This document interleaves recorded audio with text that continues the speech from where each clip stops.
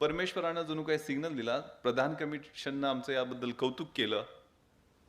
24 आणि 25 नोव्हेंबर, 26 नोव्हेंबरला हल्ला झाला. 24 नोव्हेंबरला मी त्या लिओपोल्ड कॅफे समोर जाऊन वायरलेसवर कॉल दिला, जो कंट्रोल रूमला रेकॉर्ड झाला की हा लिओपोल्ड कॅफेच्या समोर जर दहशतवादी हल्ला झाला किंवा बॉम्ब ब्लास्ट झाला तर इथं असणारे मोठ्या प्रमाणावर हॉकर्स आणि नागरिक जे मोठ्या प्रमाणात खरेदीला येतात ते मरतील.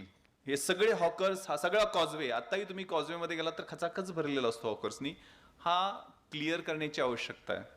24 आणि 25 नोव्हेंबरला 193 ऑफिशियली महानगरपालिकेची गाडी बोलवून आम्ही ते सगळे हॉकर्स काढून टाकले.